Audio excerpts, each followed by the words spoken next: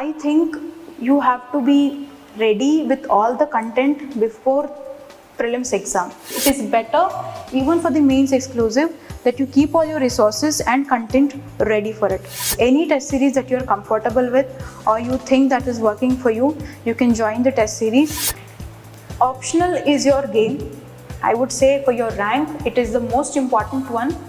My strategy for optional: previous year papers, toppers answers, enriched material, to make sure that everything that comes in the newspaper, I think of a sociological angle. Do not just rely on your class notes or do not just rely on anything that is just available to you freely in the market. Do not ever leave any question unattempted. Hello everyone, my name is Meghna Kavali. I am holding a rank of 83 in CSE 2020. I am from Hyderabad, Telangana. A brief introduction about me. I have done my schooling, everything from Hyderabad. Then BTech I've done from NIT Warangal from 2012 to 2016 in electrical department. Then I moved on to do my MBA from IIM Lucknow, finished it up in 2018. Then I took up a job for 1 year in ITC as a marketing manager in Bangalore. Then around in 2019 March, I left my job and started preparing for UPSC from May, June 2019, and 2020 has been my first attempt in UPSC. My optional is sociology. So coming to the session, today I'd like to talk about my main strategy, what worked for me, and briefly about how I prepared on current affairs and the exam pattern as such. So when I started my preparation in June 2019, it had taken up a lot of time for me to develop the command on UPSC. Particularly, I was not understanding what UPSC was asking for. So this is a problem I had faced and many of the people were also facing, I observed, is that the difference between prelims, mains, interview, and what is UPSC asking in each and every phase. So I'll try to briefly touch on it. So in the prelims phase, it's mostly extensive. You have to go and touch upon a lot of subjects, especially in 2021 prelims. I've seen that sports has also been asked. So your current affairs, newspapers, the static part, and the general awareness, like what UPSC gives up in the syllabus sheet itself, that the general awareness on each of the subjects is very important. And themes, there are recurring themes in prelims. Like we see the agriculture, science and technology is gaining more and more weightage in prelims. So for prelims, what I would suggest is go extensive in covering the subjects. Be very thorough in your static subjects like polity, economics and history. For history, your NCERTs are very important. Old NCERTs, the themes NCERTs are very important. The geography, again I went for NCERTs. If you have time, I would suggest that you go and do the 6th to 12th NCERTs for history, and even if geography, you can do the same if you have time. And then coming to polity, I have done Lakshmikant only. I have not done any other books. And coming to economy, I have done the old NCERT book on macroeconomics. And then I touched upon current affairs and the current affairs materials that I prepared, or any coaching institute for that sake you can consider for economics. Economics is mostly dynamic. And apart from the static part in economics, I would suggest that economic survey and budget are very important to cover, and the schemes also are very important to cover apart from the static subject in economics. Then coming to agriculture, agriculture is a subject I believe that we have to start taking up agriculture as a subject in prelims and mains. For prelims, my agriculture subject, the go-to book was the newspaper, and the second one is the State of Agriculture report and the government website on agriculture. So there are many maps in the government websites about agriculture, which will help us in having a brief idea of the crop pattern, the crop seasons, and what all are needed, what all are the schemes used in agriculture. So that itself I believe is more or less important in agriculture. And the science and technology part, For that, I think NCERTs are also helpful, especially the 6th to 12th on the topics of biotechnology, information technology, then some of the Hindu paper mein there's a Sunday edition on which science and technology comes up. So even though the questions are not direct, but such understanding and articles on Hindu paper always help in eliminating options. And NASA schemes and ISRO schemes are also, missions are also very important. They'll help us eliminate a lot of options, if not give the direct answer. So science and technology has been mostly current affairs, and to have the basic understanding, please do your NCERTs. They'll be really of good help. And the other parts of prelims, current affairs, I have not made notes out of prelims from my newspaper. I picked up any coaching material and have revised. So more and more revision is important. Apart from these reports, indices, institutions, international institutions have also been important in my prelims journey and had helped me. Like G20 was a question directly in 2020 prelims. This has been mostly for my prelims GS1. And CSAT, I believe, is getting more and more complex, and so we have to increase this time spent on CSAT. And so the maths, logical part and verbal are the three components of it. For CSAT, I believe it is not the content which is lacking, rather the time. So start with your best section. For me, data analysis were the easiest and the best for me. So I would always start with data analysis, so that the maximum that I would get and the maximum that I'd score will be the most positive and not go on negative terms. And also what happens in data is, if you solve one question, there are 4 or 5 questions, so the next 2 or 3 questions are always in relation with the paragraph. So if you can spend 5 minutes on one question, you can get 3 or 4 questions, same pattern in the next paragraph. So that is why I always went with data. If at all you are not comfortable with data, you can go with verbal as well. But whatever it is, you have to start with your core strength. Even in GS1 paper, I would suggest in prelims, just go through the paper in 5 minutes. You will understand which sections have come easy. Like in my 2020 prelims, polity has been the most easiest part. So if suppose someone has started with polity in the first beginning slot itself, he or she would have started it with utmost confidence and gotten it mostly right. If at all you pick up that section which is easier, which has come easier and is also comfortable for you, in the end, in that panicky mode, it becomes very difficult to get the easiest one also right. So for GS1 paper and CSAT paper, it is always important that we go with the most easiest and the most comfortable sections, because on the D-Day, these small things also matter. So this has been a brief journey about how I did my prelims. And then coming to my mains strategy. For mains, I had started writing my answers before prelims because of COVID. Because of COVID, I had gotten 3 months extra. So those 3 months I had taken up time to write my answer writing for GS1, for the GS and essay and optional. So optional, I think you have to be ready with all the content before prelims exam. So even though you've started writing the answers in optional or not, so before prelims, your optional material and what all you need to learn have to be there before the prelims, so that you do not have to waste time in gathering resources for optional, especially later on. So I suggest that you divide your timeline into prelims, the period before prelims, the period before mains and prelims, and then it is your interview period. So before prelims, the important aspect is that your resources have to be sorted. We cannot waste time running for resources. What I mean by resources is any value addition material that you need.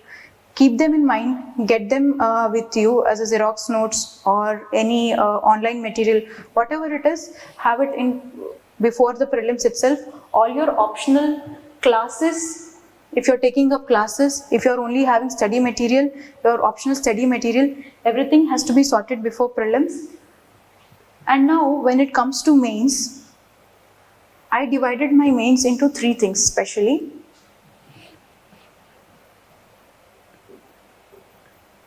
One is pre plus mains. So this includes those areas which are common with the prelims and mains part. I'll call it P plus sum. So this is one part of it. The second part is mains exclusive. The mains exclusive has essay, GS4 and all the other parts like agriculture. Agriculture now is in prelims also. Your defense, cyber security, world history, all of these parts come under mains exclusive. The other GS1 of geography, history, polity and economics are all in GS plus 3 part, GS plus mains, and third part, the third and the final leg of your mains is optional.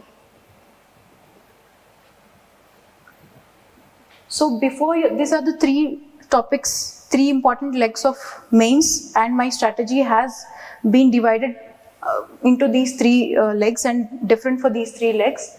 Before prelims, I kept all my sources for all the three legs sorted. I did not look for resources later. For optional, before prelims, I had given 1 or 2 tests, not much. And the exclusive part, mains exclusive, I had just kept my resources at one point, and I did not really understand what to do with mains exclusive before my prelims, but I think it's a mistake. I would not want you people to make the mistake, so it is better to keep your mains exclusive part also done before your prelims. Till 2018 and 19, I believe ethics and essay was not taken as a serious subject, but it has to be dealt as seriously as all the GS subjects because it is also one of the scoring subjects. It is better even for the mains exclusive that you keep all your resources and content ready for it. Between my prelims and mains period, what I started doing is I started revising all of my resources very well, and secondly start joining a test series. Any test series that you are comfortable with or you think that is working for you, you can join the test series. Try and analyze how you're presenting. Your presentation is of utmost importance. I'll come back to presentation in a bit. And when it comes to my strategy, I always believe there are strengths and weaknesses in each and every person according to the subject what it needs for. So one of my strengths has been creativity.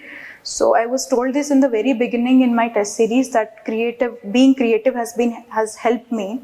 So I tried using the same strategy of creativity in my all GS papers. What I mean by creativity is, suppose you're reading something in the newspaper. So I clearly remember there was this article by an SDM ma'am in Maharashtra about COVID vaccination. So in COVID vaccination, if at all that comes for our GS paper, we would write that in a tribal area, if you want the COVID vaccination drive to be done successfully, we'd say that the trust between the government and the tribals have to be built in. And we try to improve the trust, and that's how we're going to take forward the vaccination drive. But that looks like a very vague statement. You have to be more specific and try to add in a little bit of your lively touch, that creative part. So this article, ma'am has mentioned that what actually the tribals needed in that area is not that a DM or a Gram Panchayat person would come and take the vaccination with them. That's not what they were looking for. But what they were scared were, if they put the vaccine and within a week or 10, if something happens to them, will they have the access to the government hospital? Will they have access to travel to the nearby town? This is what they were scared of. So what the government has done at that point of time is after the 5 days or 7 days, they made sure and went and checked in those first people who have taken that vaccination. So when the other people in the tribal areas have seen that the government is taking care and is ready to help out if someone is facing any issue, that's when that trust has built up. So if you can give such small examples which are real, which happen and which are doable, those kind of points will really help in enriching your main answers. So one of the major points, can I write over here? One of the main points is creativity, and this creativity comes up if you are doing your newspapers rigorously. Newspapers really help in understanding the crux of the issue and getting to the point straight.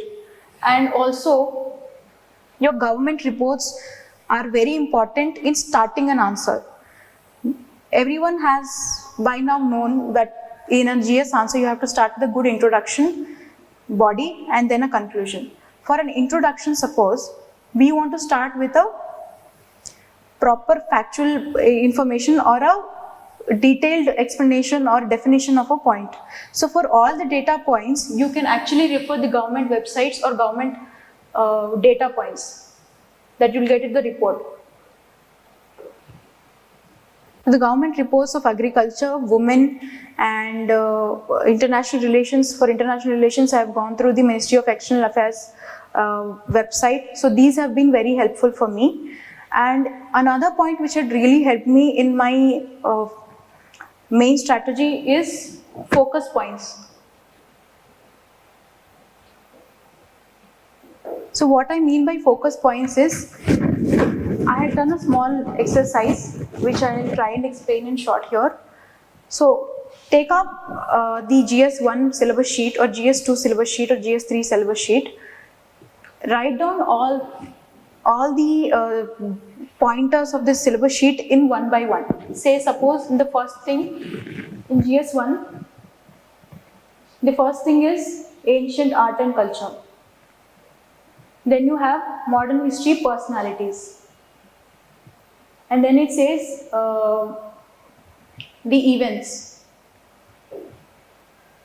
world history, women, issues, challenges, something like that. It comes out something like that. So I had taken up question papers from 2014 and tried to write down wherever the question had appeared. So I say suppose in 2014 there was a question asked on art and culture.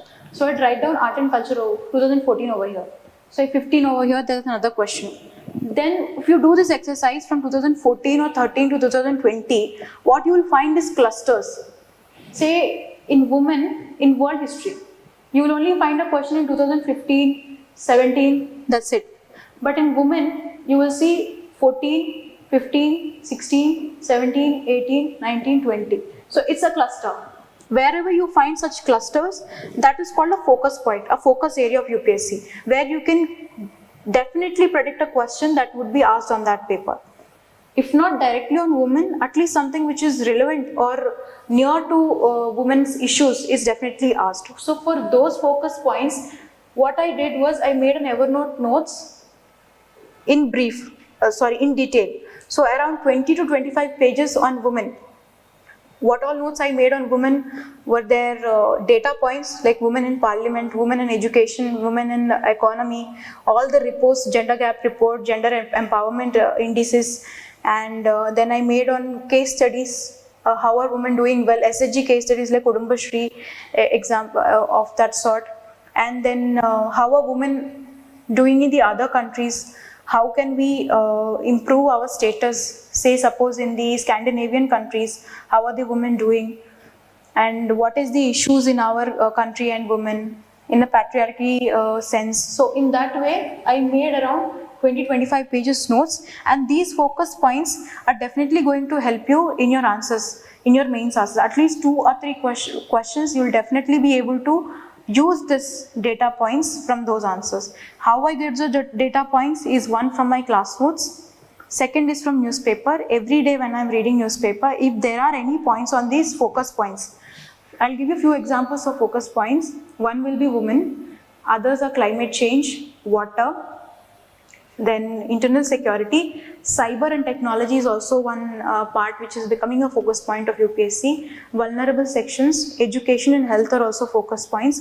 Once you do the exercise that I have told you, you will yourself be able to understand what are the focus points. Once you get the focus points, make sure you do all the value addition that you can by newspapers, by government reports, by indices, and by your class notes, if at all you have class notes, or any coaching material notes. By this way, I have done my preparation for my pre and mains wala part and the mains exclusive part apart from essay and GS4. For essay, I have taken coaching in GS Core in MK Jha sir. I have written 2 or 3 full length essay papers, around 4 or 6 essays. In them, I was able to answer and understand what is needed in essay. I had gotten detailed feedback. So in that sense, I was able to understand my strength, that is creativity, and then I used detailed introductions and powerful introductions in essays. That was been my major points. So in essay, I believe it is very important to have a powerful introduction. Don't just go by quotes. If you are not comfortable by quotes, go by short stories. Do not write very long stories in introduction. Try to keep them as crisp as possible.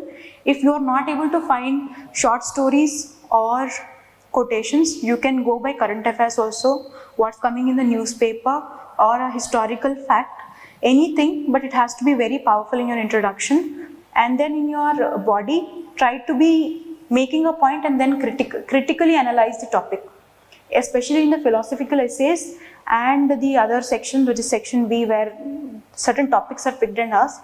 In those, the critical analysis should be the body, and in the conclusion, it will be very well appreciated if you can connect the conclusion to the introduction, the powerful introduction that you can give to.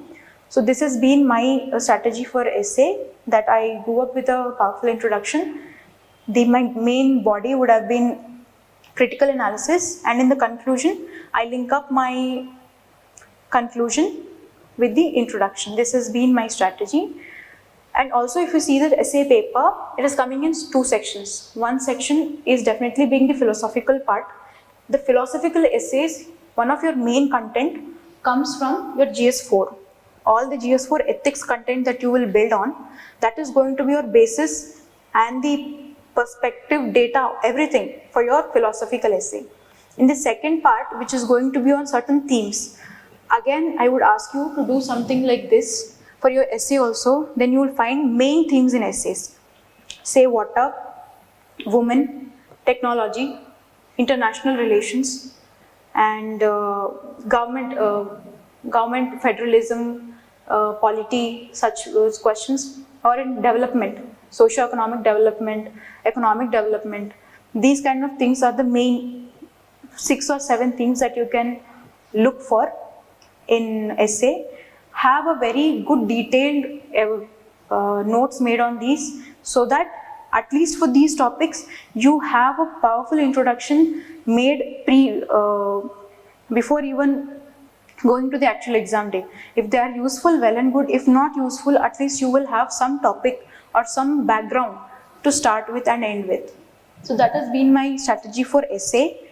And for GS4, every keyword, the ethics paper, there are 2-3 things that I did. Every keyword, I used them and I googled it, got the definition, examples, the definitions, the examples that I can give it from my own life.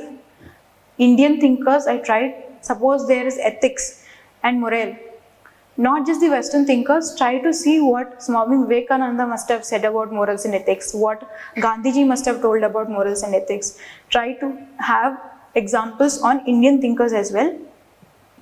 And then for the section B part of GS4, I went on to have some planned strategies, like the stakeholder approach is one, the Socrates triple test factor is another one. So I think these are available online, or else I'll make my notes available on GS4. You can check on that as well. And then most importantly, I think in GS4, it is your general understanding and how you're applying that general understanding into a question paper. Say in engineering ethical questions, don't just write the problem statement and the option, but if at all you know any incident, say like the Chernobyl incident or the Bhopal gas tragedy incident, try to take inspiration from those examples and try to link up with the example which is given over there. Suppose there's a question on the industrial safety and again on the benefits, economic benefits. So in that case, you can easily counter that a small tragedy, industrial safety equipment failure in Bhopal gas tragedy has ended up in creating such an issue. And these are very important topics which will talk about your own attitude. So I think that is very important in GS4, that you bring up some element of creativity and some element of liveliness in your answers. So that has been my strategy for GS4 in brief. And the optional. Optional is your game. I would say for your rank, it is the most important one. Optional has to be properly done before your prelims. All your resources, at least write 2 tests and answers, previous year papers, go through your previous year papers. Everything has to be done before prelims. It is very important to do it. Between your prelims and mains, what you can do is join a nice test series, any good test series that you can rely on. Try to be more and more better, try to look at more and better ways in putting up your presentation in optional and enriching your answers from the test series answers. Look at previous year papers, that is very important. And secondly, toppers answers. So I used to look at previous year toppers from sociology and try to see if I'm reaching the mark, if I'm comfortable with my own answers, if they are up to the standard or not. Self-evaluation becomes very, very important in the whole journey of UPSC. So yeah, this has been my strategy for optional: previous year papers, toppers answers, enriched material. And because mine is sociology, I used to make sure that everything that comes in the newspaper, I think of a sociological angle. It's on a daily basis routine that I made. It is not before prelims or the best between prelims and mains. Right from picking up optional of sociology, whenever I read a newspaper, something as an issue coming up in the newspaper, like the farm laws, farm bills, trying to look at it from a sociological angle becomes very important for sociology. So this has been my strategy for my mains preparation and prelims and my optional. If I have to sum up my main strategy, I would say the most important for me had been my newspaper, linking the newspaper with the static subject, interlinking topics, say in GS2, interlink the topics between international relations and technology and how the technology AI is used in education.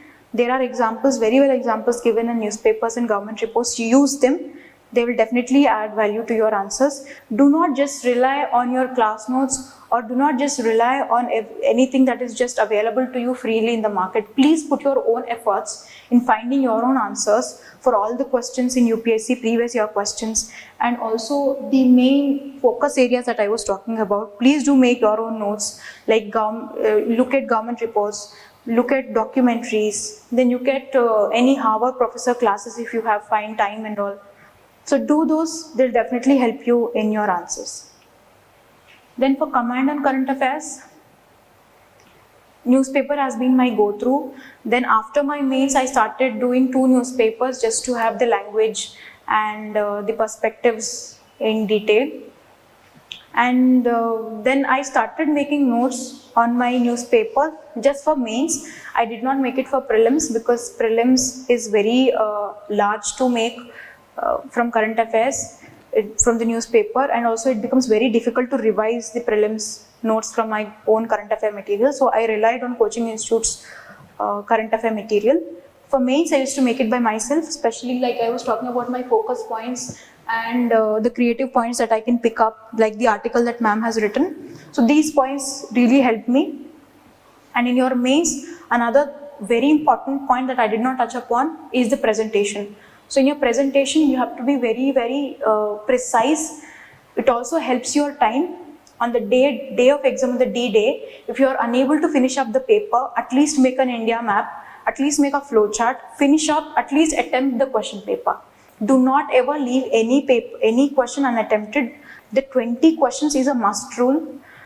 please take it seriously, because this is going to make a huge difference. It's a do or die situation. In 3 hours, you have to complete the paper. If you are unable to complete the paper or write something, at least make flowcharts and diagrams. That will really help you. Yes, this is how I worked on my main strategy in current affairs. And the clarity in expression. What I mean by clarity in expression is, we all know a lot of things what to be written in the paper, but it does not come out very well, or the evaluator sometimes in mock tests writes us back that you have missed out on that part. But most of the times we feel like, array, we have written it, but yet we have got a comment that you have not written this point. So that usually comes when our presentation is not nice. Whenever you are writing an example, box the example. If you are giving any diagram, please box the diagram, write a subheading for the diagram. For a 250 marker, make subheadings like the challenges, issues and solutions. For a 150 marker, I would always say go with pointers. It makes your answer more structured, more easy for the person to understand and for us to write as well. And mostly these have been my pointers of presentation, and my pointers on content have been mostly these. And the other part which I did not touch upon are the basic content that we can get from our class notes or any other coaching material also, that I don't think have to tell. But this has been the main things which help me, which I think are little different from others, so I thought I should share it. And my timelines also have been these things. So thank you.